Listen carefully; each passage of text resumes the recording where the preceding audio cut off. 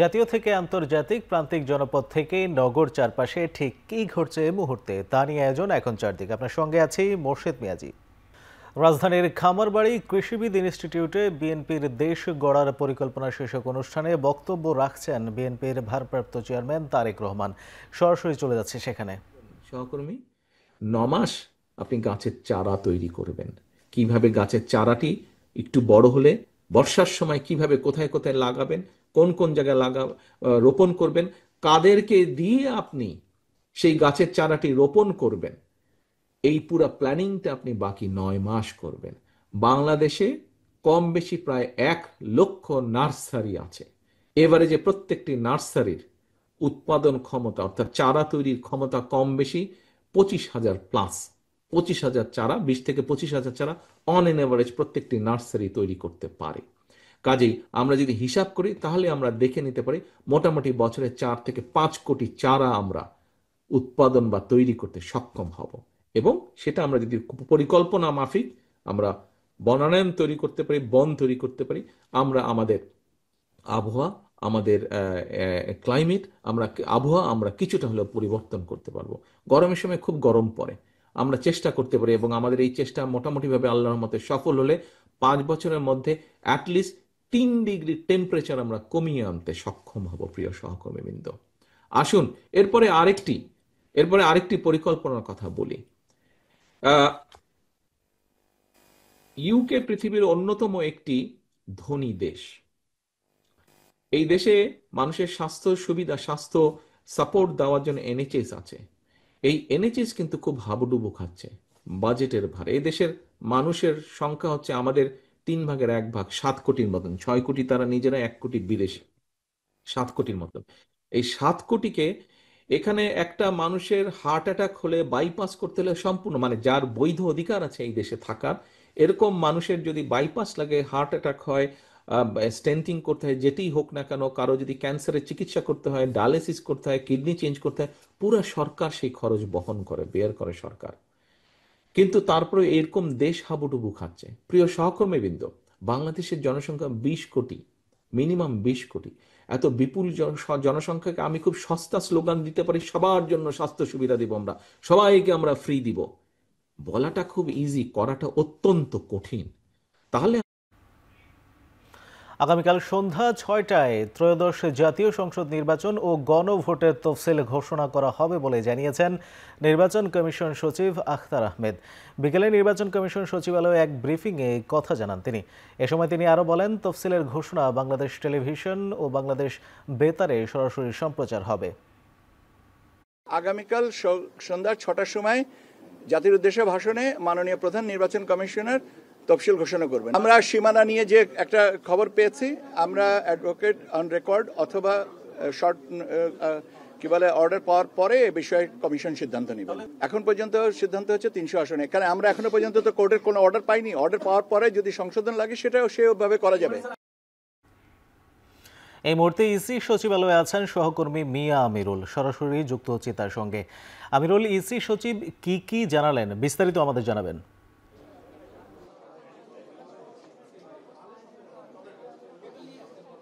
মিয়াজি, আমি কিছুক্ষণ আগে কথা বলছিলাম আমরা ইসি সচিবের সাথে। মূলত কিছুক্ষণ আগে যেহেতু ভোটের তফসিলের সময়সীমা জানানো হয়েছে যে আগামীকাল সন্ধ্যা 6টা নাগাদ প্রধান নির্বাচন কমিশনারের ভাষণ প্রচার করা হবে একযোগে সব জায়গায়, এবং যদিও বাংলাদেশ বেতারের মাধ্যমে সবাই প্রচারণা করবে, এবং ইতিমধ্যে কিন্তু সেটি রেকর্ড হয়ে গিয়েছে। আমরা সচিবের সাথে কথা বলছিলাম সেই বিষয়গুলো নিয়ে, মূলত আপনি যেমনটি দেখছিলেন। এবং সবশেষ মিলিয়ে যে জটিলতা তৈরি হয়েছে যে সংসদীয় আসনের সীমানা ঘিরে যেহেতু বলা হচ্ছে, সচিব যেটি বলছিলেন যে এমন জটিলতা কিংবা এমন সংশোধনী সেটি 9টি আসন হতে পারে সর্বোচ্চ, যদিও এটি নিয়ে কোনো ধরনের ব্যাঘাত ঘটবে না তফসিলে, সেটিও কিন্তু বলা হচ্ছে। এবং একই সাথে আমরা জানতে চেয়েছিলাম, যেহেতু আগামীকাল বলা হচ্ছে যে উপদেষ্টা পরিষদের একটি বৈঠক রয়েছে, এবং আপনি যেটা থাকবেন, যেহেতু 2 থেকে 3 জন উপদেষ্টা আগামী নির্বাচনে অংশ নেওয়ার একটি গুঞ্জন রয়েছে চারপাশে, এবং সেটি অনেকটা নিশ্চিত বলা চলে। সেই হিসেবে তফসিলের সময়টা আজকে থেকে কালকে বাড়ানো হয়েছে কিনা সেটিও জানতে চেয়েছিলাম, যদিও সচিব সে বিষয়ে কোনো ধরনের মন্তব্য করেনি। তবে আমরা সকাল থেকে যেমনটি লক্ষ্য করছিলাম, এবারের যে সব মিলিয়ে নির্বাচন কমিশনের যে ত্রয়োদশ জাতীয় সংসদ নির্বাচন এবং গণভোটের তফসিল গুছিয়ে আনার যে ব্যাপার, সেটি কিন্তু ইতিমধ্যে বলা চলে একেবারে চূড়ান্ত হয়ে সবকিছু হয়ে গিয়েছে। যদিও চারপাশে যে একটি বিষয় আসছে যেহেতু 60 দিন হাতে রেখে নির্বাচন কমিশনের পক্ষ থেকে বলা হয়েছিল যে তারা তফসিল দিবে এবং রেকর্ডিং হয়ে গিয়েছে। এখানে 8 কিংবা 12 তারিখের একটি ব্যাপার কিন্তু বিভিন্ন জায়গায় বলা হচ্ছে এবং আমরা বিভিন্ন কমিশনারের সাথে পার্সোনালি জানতে চেয়েছিলাম, তারাও কিন্তু সেই বিষয়ে একটি ইঙ্গিত দিয়েছেন। এবং আপনি জেনে থাকবেন যে এবারে নির্বাচন ব্যবস্থা সংস্কার কমিশনের পক্ষ থেকে যে প্রচারণা কিছুটা বাড়ানো এবং সেই সাথে অন্যান্য যে কার্যক্রমগুলো রয়েছে সব মিলে কিন্তু যে প্রস্তাবনা দেওয়া হয়েছে সেখানে 63 দিনের একটি হিসাব রয়েছে। সেই হিসাব যদি হয় সেক্ষেত্রে হয়তো বা ফেব্রুয়ারির 8 কিংবা 12 তারিখ হতে পারে এবং সরকারি ছুটির দিন। এবং জেনে থাকবেন যেহেতু তফসিল ঘিরে সরকারি ছুটির দিন, বড় উৎসব এবং আবহাওয়ার বিষয়টি ভালোভাবে মাথায় রাখে নির্বাচন কমিশন সবাই, সেই ক্ষেত্রে সেটি হতে পারে। তবে যেহেতু এখন পর্যন্ত আনুষ্ঠানিকভাবে আমরা জানতে পারিনি, তবে সকাল থেকে বিভিন্ন দপ্তরগুলো আপনাকে সকাল যেমনটি জানাচ্ছিলাম আমরা কিন্তু এইটি আন্দাজ করে বলতে পারি যে আগামী ফেব্রুয়ারির 2026-এর যে 8 কিংবা 12 তারিখে মূলত ভোটের সময় ধরে মূলত তফসিল ঘোষণা হতে পারে, যেটি আমরা হয়তোবা আনুষ্ঠানিকভাবে প্রধান নির্বাচন কমিশনারের ভাষণের মধ্য দিয়ে কালকে সন্ধ্যা নাগাদ জাতির উদ্দেশ্যে যে ভাষণটি হবে সেটির মধ্য দিয়ে জানবো। এবং একই সাথে আজকে যেহেতু রাষ্ট্রপতির সাথে বৈঠক হয়েছে, সব মিলিয়ে রাষ্ট্রপতি কিন্তু সব ধরনের সহায়তা আশ্বাস দিয়েছেন এবং এর আগে প্রধান উপদেষ্টা দিয়েছেন। সব মিলে বলা চলে একেবারে চূড়ান্ত হয়ে গিয়েছে ভোটের সময়সীমা এবং কালকেই ঘোষণা হতে যাচ্ছে ভোটের তফসিল। নিয়াজ, এই ছিল আমার কাছে এখনকার সবশেষ। ইসি সচিবালয় থেকে যুক্ত ছিলেন সহকর্মী মিয়া আমিরুল। সুষ্ঠু, অবাধ ও গ্রহণযোগ্য নির্বাচনের জন্য ইসিকে সব ধরনের সহায়তার আশ্বাস দিয়েছেন রাষ্ট্রপতি মোহাম্মদ শাহাবুদ্দিন।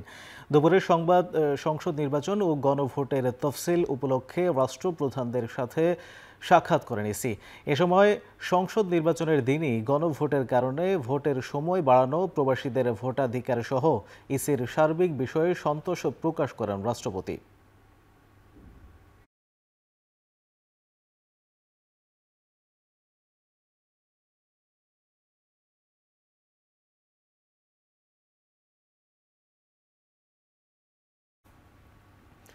আবারও নির্বাচনে অংশ নেওয়ার ঘোষণা দিয়ে উপদেষ্টা আসিফ মাহমুদ বলেন, পদত্যাগের বিষয়ে কোনো কিছু বলার অনুমতি নেই।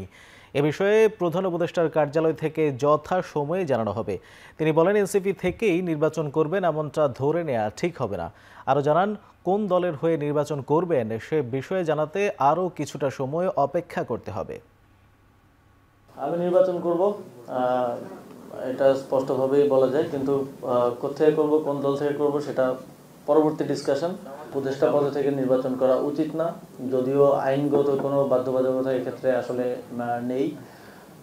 এবং আমি যেটা নিজে বলেছি সেটা আমি নিজেও প্র্যাকটিস অবশ্যই করব। তবে এই বিষয়ে ফার্দার কোনো ইনফরমেশন দেওয়ার সুযোগ আমার নেই। এটা আমাদের মাননীয় প্রধান উপদেষ্টার দপ্তর থেকে আপনাদেরকে জানিয়ে দেওয়া হবে, সেটার জন্য একটু অপেক্ষা করতে হবে।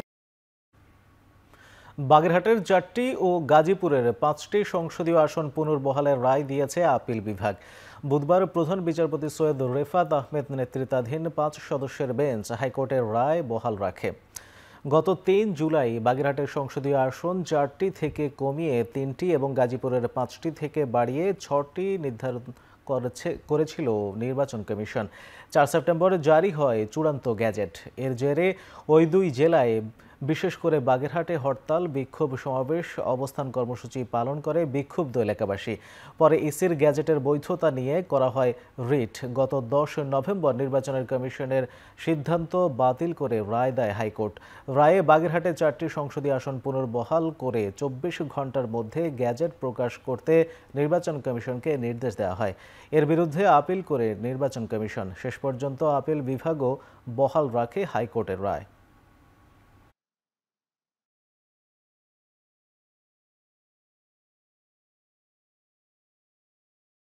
ক্ষমতার অপব্যবহার হয়েছে, এটা ম্যালাফাইড অ্যাক্ট হয়েছে।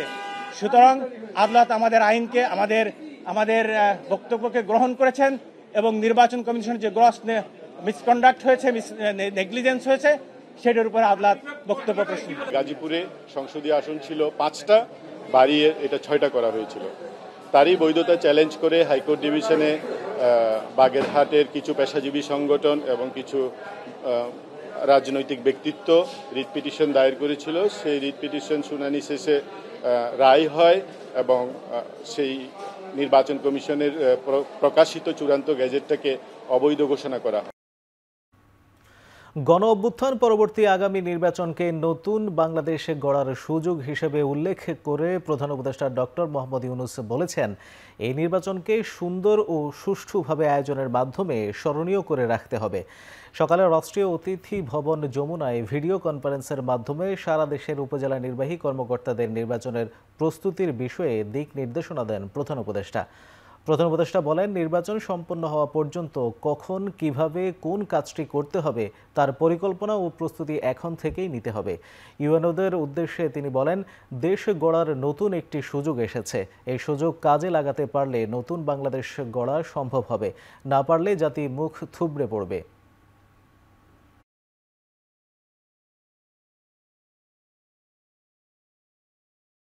এই নির্বাচন একটা ঐতিহাসিক নির্বাচন হবে, জাতির ইতিহাসে স্মরণীয় হয়ে থাকবে যে নির্বাচন, এমন নির্বাচনের কথা বলছি। কেন এটা ঐতিহাসিক হতে গেল? ঐতিহাসিক হতে গেল এই জন্য যে এটা অভ্যুত্থানের পরবর্তী নির্বাচন। অভ্যুত্থান মানে অতীতকে ফেলে দিছে, অতীতকে আর আমরা রাখতে চাই না। আমরা নতুন বাংলাদেশ নির্মাণ করতে চাই। এই নতুন বাংলাদেশ করতে হলে সেটা তোমাদের হাত দিয়েই আসবে, সেজন্য এটা ঐতিহাসিক। তোমরা বরাবরের মতো আর 5টা নির্বাচনের মতো গড়পড়তা নির্বাচনও করতে পারো, করলে এটা আর ঐতিহাসিক হবে না। জাতি সেই ইতিহাসটা ধরতে পারলো না, জাতির ভাগ্যে আর আসলো না। আগামী নির্বাচনে ঢাকার 3 আসন থেকে লড়ছেন এনসিপির আহ্বায়ক নাহিদ ইসলাম, ডাক্তার তাসনিন জারা এবং নাসির উদ্দিন পাটোয়ারি। এছাড়া আখতার হোসেন, হাসনাত আবদুল্লাহ, সার্জিস আলম, হান্নান মাসুদ নির্বাচন করবেন নিজ নিজ আসন থেকে। বুধবার সকালে বাংলা মোটরে এনসিপির অস্থায়ী কার্যালয়ে সংবাদ সম্মেলনে প্রথম ধাপে 125 আসনে প্রার্থীর চূড়ান্ত নাম ঘোষণা করেন দলের সদস্য সচিব আখতার হোসেন। প্রার্থী তালিকা ঘোষণার পর দলটির আহ্বায়ক নাহিদ ইসলাম বলেন, ক্ষমতায় যাওয়ার জন্য নির্বাচনে যাচ্ছে না এনসিপি, সংস্কার বাস্তবায়ন প্রক্রিয়ায় যুক্ত থাকতে চায় তারা। এদিকে নরসিংদী 2 থেকে সরওয়ার তুষার নির্বাচনে অংশ নেবেন। শেরপুর 1 থেকে জুলাইয়ে মুখমণ্ডল হারানো খুন চন্দ্র বর্মনকে মনোনয়ন দিয়েছে এনসিপি।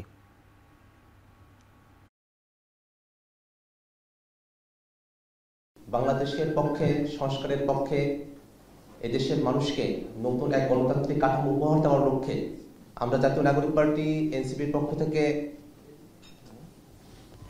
আমরা মনোনয়নপত্র বিতরণের কাজ আমরা সম্পূর্ণ করেছি। ক্ষমতা পরিবর্তনের নির্বাচন না, এবারে নির্বাচনটা গণভোট, এটা যাতে আমরা কেউ ভুলে না যাই। বলা হচ্ছে প্রার্থী থেকে ভোট দিবেন নাকি মার্কা থেকে ভোট দিবেন, কিন্তু ভোটটা যে গণভোট, ভোটের অন্যতম প্রধান প্রশ্ন হচ্ছে হ্যাঁ অথবা না, এই কথাটা কেউ বলছেন। আমরা এই কথাটাই বলার জন্য নির্বাচনে অংশগ্রহণ করতেছি। ভাতার দাবিতে সচিবালয়ে অর্থ উপদেষ্টাকে অবরুদ্ধ করে রেখেছেন কর্মচারীরা। এ বিষয়ে আরো বিস্তারিত জানাতে সেখান থেকে যুক্ত হচ্ছেন সহকর্মী আসিফ ইকবাল খান। সরাসরি চলে যাচ্ছি তার কাছে। আসিফ, ভাতা পরিশোধ কেন হয়নি, সমাধানে কি পদক্ষেপ নেওয়া হচ্ছে জানাবেন?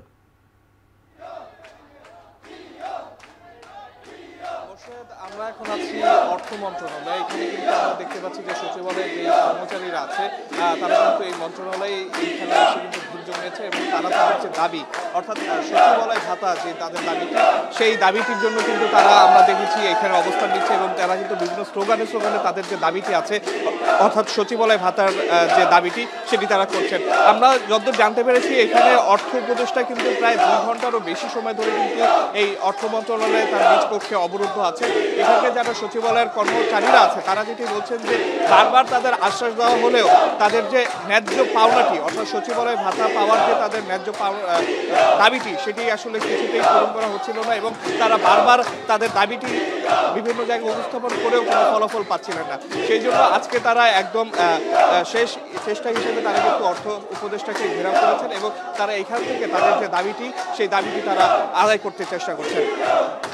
একটু জানিয়ে রাখি মোর্শেদ, সরকারি অফিস টাইম যেহেতু শেষ, এখন কিন্তু যেই সরকারি কর্মচারী যারা আছে তাদের কিন্তু সচিবালয় ত্যাগ করার কথা ছিল, কিন্তু তারা সচিবালয় ত্যাগ না করে এই যে অর্থ মন্ত্রণালয়ে এসে ভিড় করে তাদের যে দাবিটি আছে সেই দাবিটি উপস্থাপন করার চেষ্টা করছে এবং তারা যেটি বলছেন যে আজকের মধ্যেই তারা তাদের যে দাবিটি আছে সেটি যেন পূরণ হয় এবং সেটার জন্য যেন ডিও অর্ডারটি যেটি আছে সেটি যেন আজকের মধ্যেই স্বাক্ষর করা হয়। এই দাবিতেই তারা অর্থ মন্ত্রণালয়ে এখানে ভিড় করেছে এবং আমরা দেখছি যে সচিবালয়ের বাইরে থেকে মাইকে কিন্তু আসলে অ্যানাউন্স করে কিন্তু আসলে যে কর্মচারীরা আছে তাদের কিন্তু সবাইকে একসাথে জড়ো করার চেষ্টা করা হচ্ছিল। আমরা কিছুদিন আগ থেকেই দেখছিলাম এবং সবাই আসলে এই অর্থ মন্ত্রণালয়ে এসে একজোট হয়ে তাদের যে দাবিটি আছে, অর্থাৎ সচিবালয় ভাতা বলে যে ভাতাটি আছে সেই ভাতাটি আসলে তারা সেই ভাতার দাবিটি তারা আসলে পূরণ করতে চাচ্ছেন। তো এই ছিল আমার কাছে সচিবালয় থেকে সর্বশেষ। মোর্শেদ, ভাতার দাবিতে সচিবালয় অর্থ উপদেষ্টাকে অবরুদ্ধ করে রেখেছে কর্মচারীরা। তার সবশেষ জানাচ্ছিলেন সহকর্মী আসিফ ইকবাল খান। যারা সংস্কারের কথা বলছেন তারা জানে না কি সংস্কার করতে হবে, এমন মন্তব্য করে বিএনপির স্থায়ী কমিটির সদস্য মির্জা আব্বাস বলেন তারা শুধু চায় ক্ষমতায় যাবার সংস্কার। বিজয়ের মাসে দেশ গড়ার পরিকল্পনা শিরোনামে ধারাবাহিক কর্মসূচির অংশ হিসেবে বুধবার চতুর্থ দিনের আয়োজনে অংশ নেন যুবদল ও কৃষক দলের নেতাকর্মীরা। রাজধানীর কৃষিবিদ ইনস্টিটিউট মিলনায়তনে কর্মসূচির উদ্বোধন করে মির্জা আব্বাস কিভাবে জনগণের কাছে ভোট চাইতে হবে নেতাকর্মীদের তার দিক নির্দেশনা দেন। সংস্কার প্রসঙ্গে মির্জা আব্বাস বলেন, নতুন রাজনৈতিক দলগুলো শুধু বলার জন্য বলছে, কিন্তু প্রকৃত সংস্কার তারা বোঝে না। সংস্কার বিএনপির সৃষ্টি, কেউ চাইলে বিএনপির কাছ থেকে পরিকল্পনা নিতে পারে।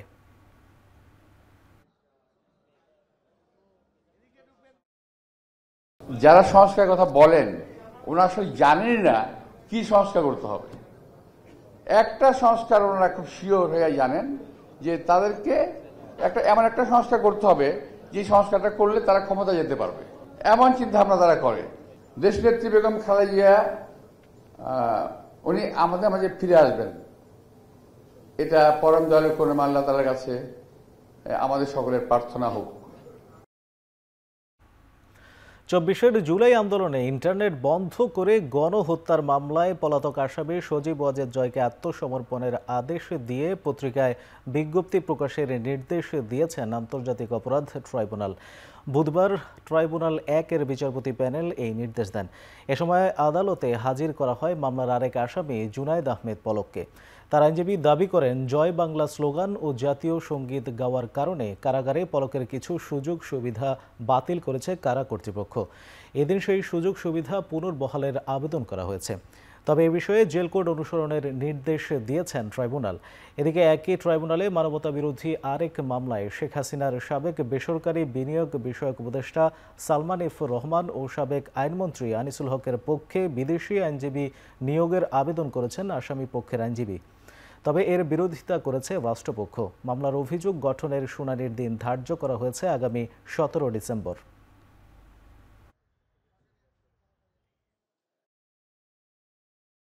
যে বিদেশি আইনজীবী নিয়োগ করতে হলে ট্রাইব্যুনালের পারমিশন নিয়ে বাংলাদেশ বার কাউন্সিলে অ্যাপ্রোচ করতে হবে। বাংলাদেশ বার কাউন্সিল যদি অনুমতি দেয় তাহলে আইনজীবী নিয়োগ করার কোনো বাধা থাকবে না। তো আমরা সেই দরখাস্ত করার পরে রাষ্ট্রপক্ষ আপত্তি দিয়েছে, আইনের ব্যাখ্যা কোর্ট শুনেছেন। তো কোর্ট ট্রাইব্যুনাল বলেছেন যে আমরা আইন পর্যালোচনা করে পরবর্তী পর্যায়ে আদেশ প্রদান করব। শেখ হাসিনাকে দেশে ফেরাতে ভারত সরকারকে রাজি করানোর চেষ্টা চলছে বলে জানিয়েছেন পররাষ্ট্র উপদেষ্টা মোহাম্মদ তৌহিদ হোসেন। দুপুরে পররাষ্ট্র মন্ত্রণালয়ে ব্রিফিংয়ে উপদেষ্টা বলেন, শেখ হাসিনা ভারত ছেড়ে অন্য কোনো দেশে যাচ্ছেন কিনা এমন কোনো তথ্য জানা নেই সরকারের। এক প্রশ্নের উত্তরে উপদেষ্টা বলেন, ডিজিএফআইয়ের মতো প্রতিষ্ঠান সব দেশে আছে, এটা বন্ধ করা সহজ নয়। র্যাব কয়েক মাসে যথেষ্ট উন্নতি করেছে বলেও মন্তব্য করেন তিনি। 15 বছরে র্যাব যা কাজ করছিল সেই তুলনায় এখন কমপ্লেন থাকতে পারে কিছু, কিন্তু ডেফিনেটলি অনেক ইমপ্রুভমেন্ট হয়েছে। একদিনে সব শেষ হয়ে যায় না, এটাও আমরা জানি, কিন্তু এই সরকারের প্রচেষ্টার কোনো অভাব নেই যে কারো যেন মানবাধিকার এইভাবে লঙ্ঘিত না হয়। ডিজিএফআইয়ের মতো প্রতিষ্ঠান পৃথিবীর প্রত্যেকটা দেশে আছে, এটা তারা বললেই তো হবে না। এইভাবে 40টা রিকমেন্ডেশন তারা দিয়েছে, যেগুলি আমাদের কাছে গ্রহণযোগ্য মনে হবে আমাদের এবং আমাদের পরের সরকারের কাছে, তারা সেগুলো করবে। সবই যে করা যাবে এমন কোনো কথা নেই। ভারতকে রাজি হতে হবে অথবা চাইতে হবে তাকে ফেরত পাঠানো। আমরা জোর করে রাজি না হলে আসলে তো করার কিছু নেই, আমরা রাজি করানোর চেষ্টা করতে থাকতে পারি। রাজধানীর মোহাম্মদপুরে মা মেয়ে হত্যাকাণ্ডে গৃহকর্মী আয়েশাকে ঝালকাঠি থেকে গ্রেপ্তার করেছে পুলিশ। সোমবার সকালে গৃহকর্মী আয়েশা মোহাম্মদপুরের শাহজাহান রোডের বাসায় কাজ করতে আসে। এ সময় সে বোরকা পরে ঢোকে। 2 ঘন্টা পর স্কুল ড্রেস পরে বের হয়ে যায়। বেলা 12টায় গৃহকর্তা বাসায় এলে রক্তাক্ত অবস্থায় স্ত্রী ও মেয়েকে পড়ে থাকতে দেখেন। মেয়েকে হাসপাতালে নেওয়া হলে চিকিৎসকরা মৃত ঘোষণা করেন। লাশের সুরত হালকালে গৃহকর্ত্রীর দেহে 30টি আঘাত ও 15 বছরের মেয়ের দেহে 6টি আঘাতের চিহ্ন মিলেছে। গৃহকর্মী আয়েশা 4 দিন আগে এ বাসায় কাজে যোগ দিয়েছিল। সিসিটিভি ফুটেজ বিশ্লেষণ ও অন্যান্য আলামতের ভিত্তিতে ঝালকাঠি থেকে গ্রেপ্তার করা হয় গৃহকর্মী আয়েশাকে। এদিকে গৃহকর্মী নিয়োগে থানায় তথ্য দেওয়ার নির্দেশনা মানতে পুলিশের পক্ষ থেকে বারবার বলা হলেও তেমন সাড়া নেই।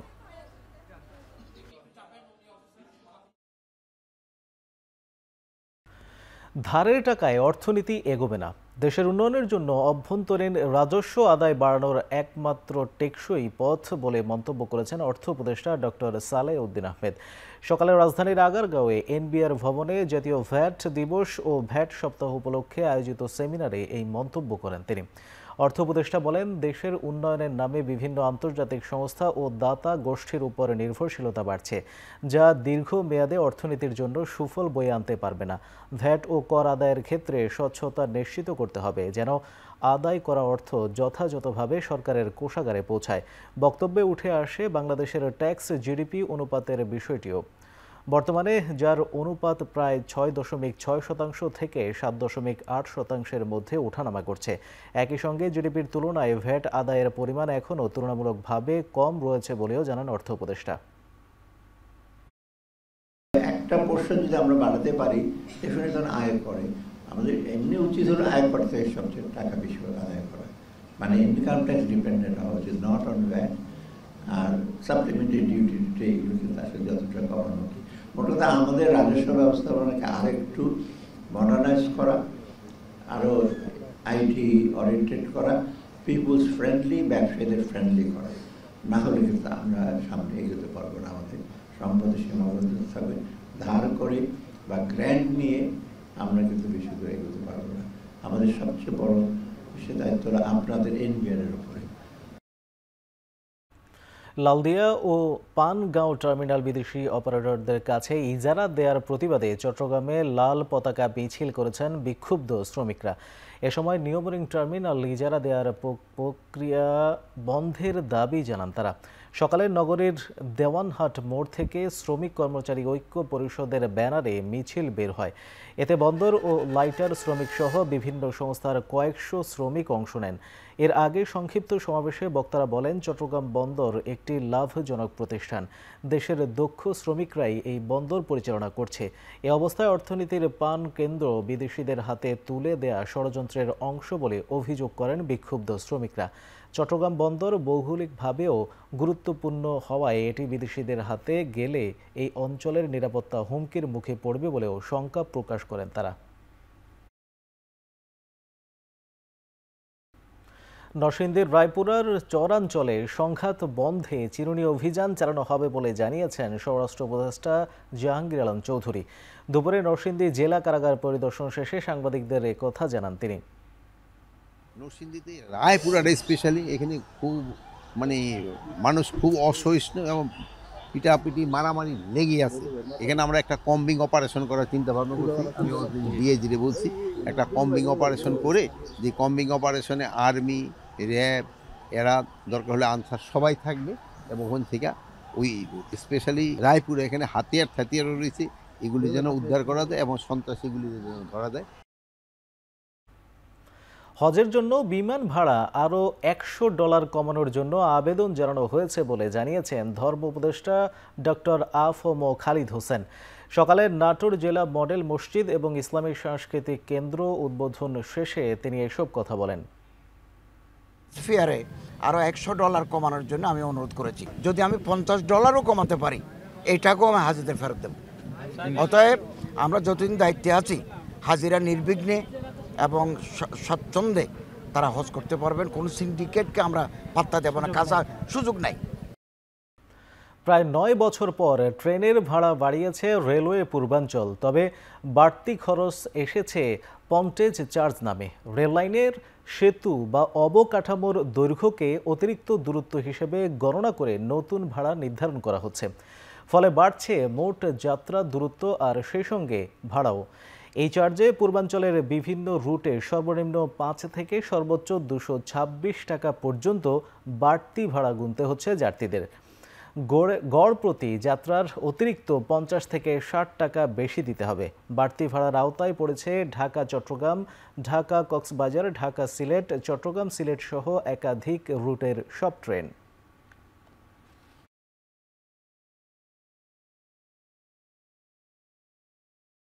চাঁদপুর পৌরসভার বর্জ্য পোড়ানোর ধোঁয়ায় অতিষ্ঠ বাসিন্দারা। বিকেল থেকে ময়লার ভাগাড়ের আগুনের ধোঁয়ায় ছেয়ে যায় বিভিন্ন পাড়া মহল্লায়। নিয়ে আরও জানাতে চাঁদপুর থেকে যুক্ত হচ্ছেন সহকর্মী তালহা জুবায়ের। তালহা, পৌর প্রশাসন এ বিষয়ে কোনো পদক্ষেপ নিয়েছে কিনা?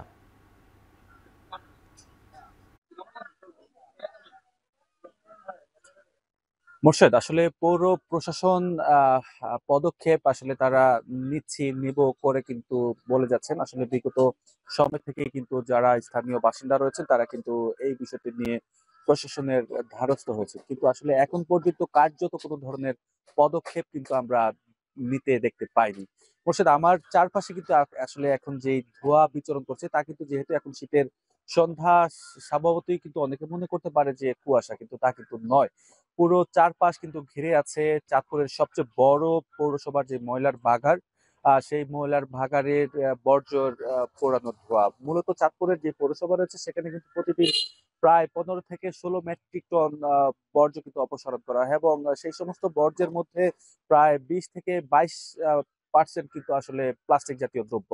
তো সব ধরনের এই যে ময়লা তা কিন্তু এনে ফেলা হয় শহরের স্বর্ণখোলা এলাকায়, এবং এই ময়লার ভাগাড়ে কিন্তু আসলে, যেহেতু এখন শীতের সময়টাতে কিছুটা উষ্ণ থাকে, এবং বিকেলের পর থেকে কিন্তু এই ময়লার ভাগাড়ে আগুন লাগানো হয়, এবং যার কারণে কিন্তু শুধু স্বর্ণখোলা নয়, শহরের বাস স্ট্যান্ড রোড, তার নাজিরপাড়া সহ ব্যাংক কলোনি, বিভিন্ন পাড়া মহল্লাতে শত শত যেই বাসিন্দারা বসবাস করছেন, তারা কিন্তু আসলে এই ময়লার ধোঁয়া থেকে কিন্তু আসলে নিস্তার পাচ্ছেন না, তারা কিন্তু নিস্তার চাচ্ছেন না। এবং এই কারণে কিন্তু এই বিভিন্ন এলাকার যারা বাসার মালিক রয়েছেন তারা কিন্তু আসলে নানান ধরনের সংকটে ভুগছেন। বিশেষ করে তাদের কিন্তু ভাড়াটিয়া থাকছে না, কিন্তু যারা স্থায়ীভাবে বসবাস করছেন তারাও কিন্তু নানান ধরনের কিন্তু আসলে রোগে আক্রান্ত হচ্ছেন। অ্যালার্জি জাতীয় রোগ এবং ফুসফুস সহ নানান ধরনের রোগে কিন্তু তারা আসলে তারা হচ্ছে গিয়ে রোগে পতিত হচ্ছেন, এবং তারা যেটা দাবি করছেন যে এই ময়লার যে বাগান রয়েছে তা কিন্তু নিরাপদ একটি জায়গা, যেখানে কোলাহল মুক্ত জায়গা, সেই জায়গা যাতে স্থানান্তর করা হয়, এবং এর কারণে কিন্তু তারা আসলে একটা দুর্বিষহ কিন্তু জীবনযাপন করছেন বলে কিন্তু আমাদেরকে জানিয়েছেন। তো সবকিছু মিলিয়ে মোর্শেদ, এই ছিল আমার চাঁদপুর থেকে সবশেষ। চাঁদপুর পৌরসভার বর্জ্য পোড়ানোর ধোঁয়ায় অতিষ্ঠ বাসিন্দারা। এ নিয়ে সবশেষ জানাচ্ছিলেন সহকর্মী তালহা জুবায়ের। খুলনার পাইকগাছা উপজেলায় জমি অধিগ্রহণের অর্থ পরিশোধ না করেই কিছু ব্যবসা প্রতিষ্ঠান ভেঙে দেওয়ার প্রতিবাদে মানববন্ধন করেছে এলাকাবাসী। সকালে জেলা প্রশাসকের কার্যালয়ের সামনে এই মানববন্ধন হয়। এতে ক্ষতিগ্রস্ত ভবন মালিক ও ব্যবসায়ী সহ এলাকাবাসী অংশ নেন। এ সময় সড়কের বাঁক সরলীকরণের নামে বুলডোজার দিয়ে কপিল মুনি সিনিয়র ফাজিল মাদ্রাসা গুড়িয়ে ভেঙে দেওয়ার প্রতিবাদ জানানো হয়। সেই সঙ্গে পর্যায়ক্রমে বিভিন্ন ভবন ও ব্যবসা প্রতিষ্ঠানের দোকানপাটে চলমান উচ্ছেদ অভিযান বন্ধের দাবি জানানো হয়। তাদের অভিযোগ, প্রভাবশালী এক ব্যবসায়ীর ভবন বাঁচাতে নকশা পরিবর্তন করে উচ্ছেদ অভিযান পরিচালনা করছে সড়ক ও জনপথ বিভাগ।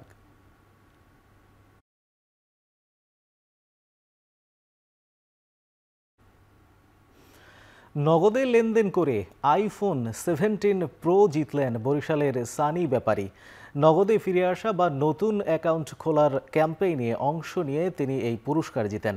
পুরস্কারের ফোন সানির হাতে তুলে দেন বাংলাদেশ ফুটবল দলের অধিনায়ক জামাল ভুঁইয়া। মঙ্গলবার এক সংবাদ বিজ্ঞপ্তিতে এই তথ্য জানায় নগদ। বিজ্ঞপ্তিতে আরও জানানো হয়, এখন পর্যন্ত 11,200 জনের বেশি গ্রাহক ক্যাশব্যাক পেয়েছেন 50 থেকে 500 টাকা পর্যন্ত।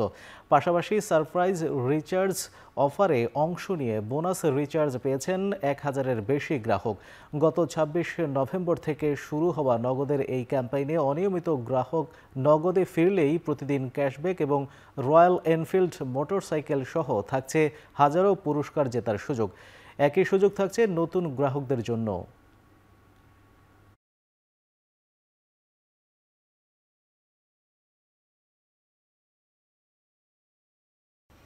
এবার আন্তর্জাতিক প্রসঙ্গ। ভেনেজুয়েলাকে চাপে ফেলতে ক্যারিবীয় উপকূলে একের পর এক সামরিক বহর বাড়িয়ে চলছে যুক্তরাষ্ট্র। এর অংশ হিসেবে মঙ্গলবারও একাধিক মার্কিন নৌযান নোঙর করতে দেখা যায় সেখানে। মূলত মাদক নির্মূলের নামে ভেনেজুয়েলার উপর গেল কয়েক মাস ধরেই চড়াও হয়েছেন মার্কিন প্রেসিডেন্ট ডোনাল্ড ট্রাম্প ও তার প্রশাসন। ক্যারিবীয় সাগরে ভেনেজুয়েলার একাধিক নৌযানে হামলা চালায় ওয়াশিংটন। দেশটির অভ্যন্তরে অভিযানের হুমকি সহ নানা কারণে কারাকাসকে হুঁশিয়ারি দিয়ে আসছে যুক্তরাষ্ট্র।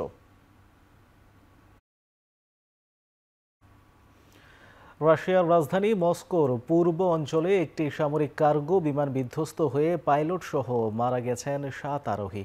রুশ কর্তৃপক্ষ জানায় মঙ্গলবার একটি পরীক্ষামূলক ফ্লাইট চলাকালে ইভানকোভো গ্রামের কাছে AN-22 বিমানটি দুর্ঘটনায় পড়ে। এদিকে রুশ প্রতিরক্ষা মন্ত্রণালয় জানিয়েছে ফ্লাইটটি মেরামতের কাজ শেষ হওয়ার পর উড্ডয়ন করেছিল। এরই মধ্যে দুর্ঘটনার কারণ অনুসন্ধানে শুরু হয়েছে তদন্ত।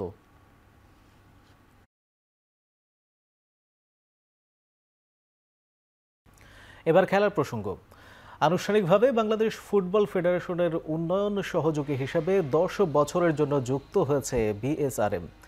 মতিঝিলে বাফুফে সদর দপ্তরে এক অনুষ্ঠানের মাধ্যমে এই অংশীদারিত্ব চূড়ান্ত করা হয়। বাংলাদেশের ফুটবলের ভিত্তি আরও শক্তিশালী করা এবং দীর্ঘমেয়াদী ভবিষ্যৎকে উজ্জ্বল করার অভিন্ন লক্ষ্য নিয়ে স্থায়ী উন্নয়নের জন্য দুটি প্রতিষ্ঠান একসঙ্গে কাজ করতে একত্রিত হয়েছে। বাফুফের ইউথ ডেভেলপমেন্ট বয়স ভিত্তিক টুর্নামেন্ট, ছেলে ও মেয়েদের লিগ নিয়েও কাজ করতে চায় BSRM। এই চুক্তির মাধ্যমে BSRM বাফুফের সঙ্গে ঘনিষ্ঠভাবে কাজ করে দেশের ফুটবলের অগ্রযাত্রা ও উৎকর্ষতাকে আরও এগিয়ে নিতে সহযোগিতা করবে। whatever the fund is tribute করব, ওনাদের সাথে আলাপ করে কিছু যাবে ওমেন ফুটবলে, কিছু যাবে মেন্স ফুটবলে, কিছু যাবে কোচেস অ্যান্ড রেফারিজ ডেভেলপমেন্টে, টেকনিক্যাল ডেভেলপমেন্ট যাকে বলে, কিছু বা যেতে পারে ইনফ্রাস্ট্রাকচার ডেভেলপমেন্ট হিসেবেও। সো এটা ওনাদের চয়েস, ইটস অ্যাবসলিউটলি ওনাদের চয়েস। আমরা ওনাদেরকে আমাদের পুরো ক্যালেন্ডার দিয়েছি। শেষ করছি এখন চারদিক। এখন টেলিভিশন ওয়েবসাইটে দেখতে ভিজিট করুন www.ekhon.tv।